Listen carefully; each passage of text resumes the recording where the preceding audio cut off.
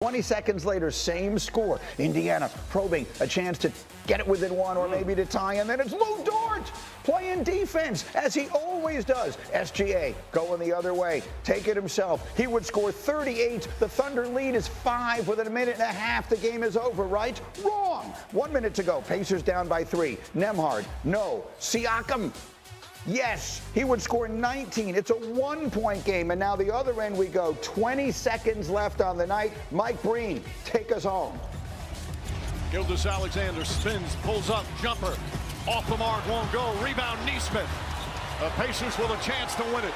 Final seconds, no fouls to give. Haliburton looking. Haliburton driving, pulls up, jump shot. It's good! It's good! With 0.3 of a second remaining. Tyrese Haliburton does it again.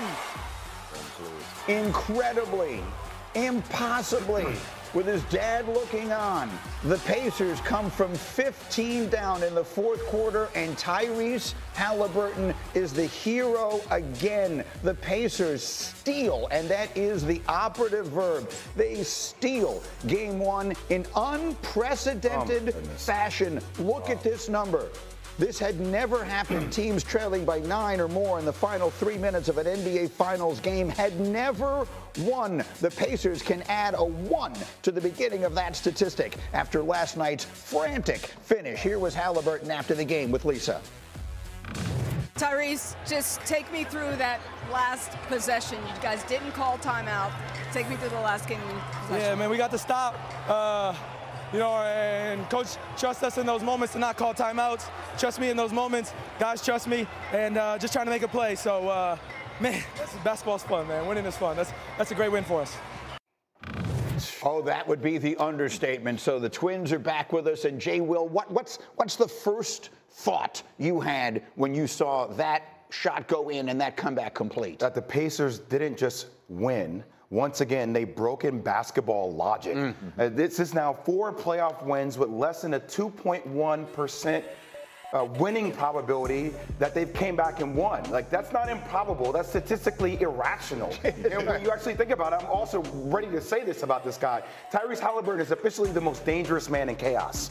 It just feels like he creates opportunities, whether that's 9 shots, whether that's 20 shots, he finds a way to put his imprint on the game and have impact when it matters the most. He didn't even look at the other people that are open on that play. You knew he was going to shoot the ball down the stretch. Yeah, and Rick Carlisle, and you heard him allude to it right there. Rick Carlisle had told his team, there was a video review with about 20 seconds left, and he had told his team, if we get the stop, we're not calling timeout. We don't want them to set their defense. Go down there and find a bucket. And Marcus, that's exactly what they did with Tyrese Haliburton, who has become, in this postseason, as clutch as any player we've seen in a very long time. Hey, Greeny, I just have to say this. Rick Carlisle is a hell of a coach. I know that we all know that, right? But the things that he do, the way that he has this team playing with so much confidence, even when you think the game is over, that has to take, you have to take your hat off to how Rick Carlisle has these guys running and together. And how about Haliburton? I mean, Markeith, what do we say about him this morning? He did it in the first round, and he did it in the second round, and he did it to the Knicks in that game 1, and now he does it again. You can't say enough about this guy. I mean, literally over and over and over, he's defying the odds. Once we started talking about him being a superstar, his play has went through the roof. He's showing night in and night out.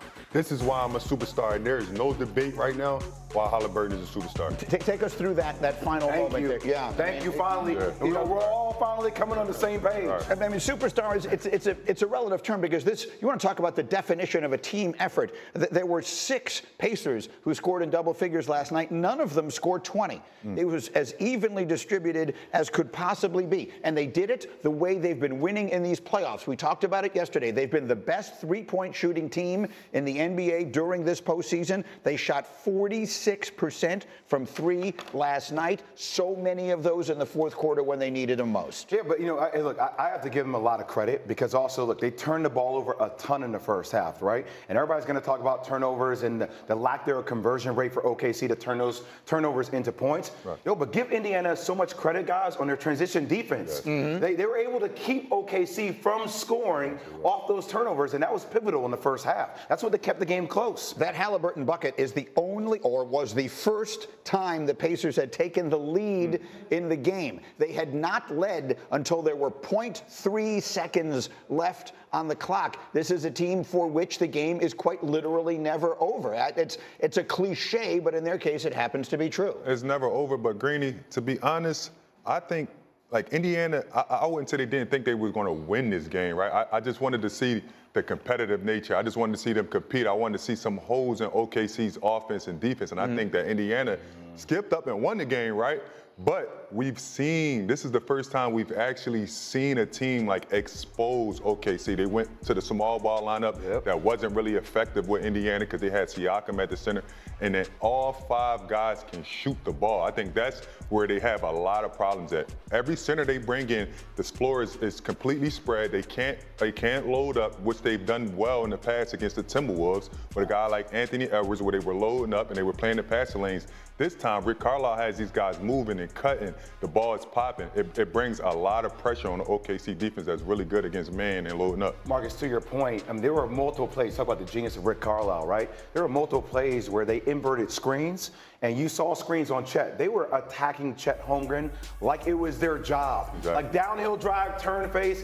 He's late to recover. Obi Toppin knocks a 3. Off a sideline inbounds play, right? He sets a screen. Miles Turner head fake, steps over the side, splash. Glass. Like they made like 4, call it whatever you want to call it when the ball goes in, right? But they made 4 or 5 threes in that run that got them back in the game. You know, right off the top of the game, the Thunder adjusted their starting lineup. And Richard Jefferson was making the point right at the beginning. That's a psychological advantage for the Pacers, he thought. They're already adjusting to us. And now your brother is telling me that OKC, who we sort of talked about like they were invincible, that they maybe did find some things they could expose. Yeah, for sure. I quite honestly, as a player, I don't like that either. I think that, you know, we want to see what happens before we adjust, not just show them something different right off back, because that usually happens game 2, game 3 down the line. So I think Indiana already showed that, and OKC already know that how dangerous Indiana is, right? And quite honestly, you can't play 2 bigs against Indiana with those guys popping and cutting, especially with how great Obi Toppin played, making 5 threes that game. It was a sequence in the 4th quarter where him and Miles Turner went back-to-back threes on that run that they made. So, yeah, I think it's a psychological thing, but I think it played in the Indiana favor.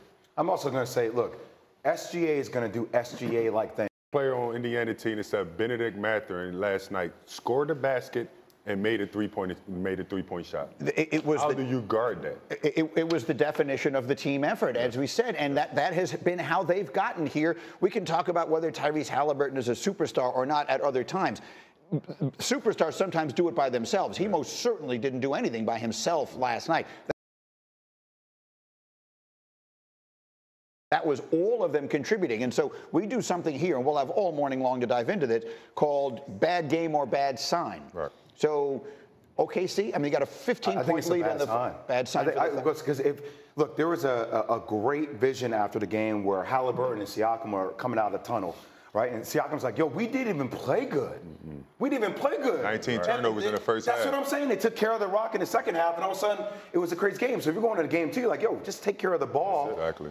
We'll be in the game, and that's all you can ask. We did mention that if you didn't watch it. Indiana was turning the ball over repeatedly, particularly in the first half, but they didn't convert them into points. Yeah. You were saying that in our meeting today. The points off turnovers was not as significant as you would think. So you don't think the Pacers played as well as they can play? They definitely didn't play as well as they could play, but the second half showed you what a veteran team looks like, right? Coach went into the locker room. He said, hey, guys, 19 turnovers. That's the most in history, right? 19 turnovers in the first half. Rick Carlisle went in there and said, hey, control the game. You don't have to turn the ball over. We don't have to be sped up as much.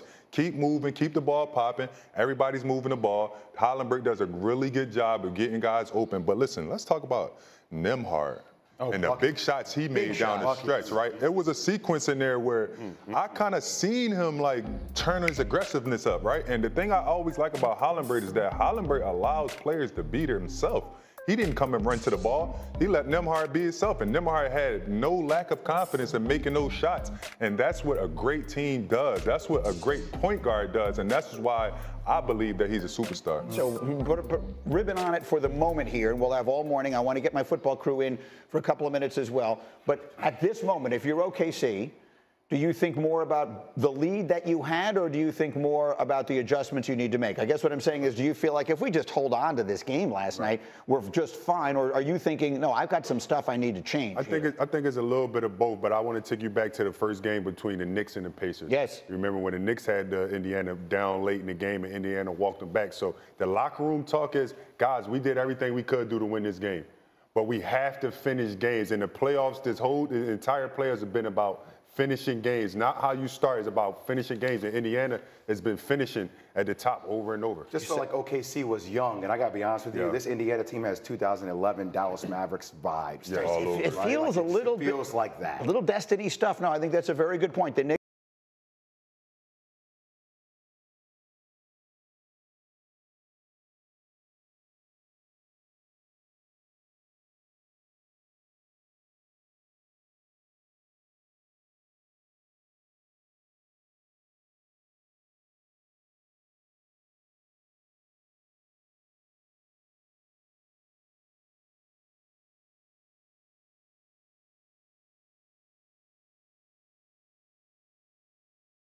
just slightly, so it does not, as far as Vegas is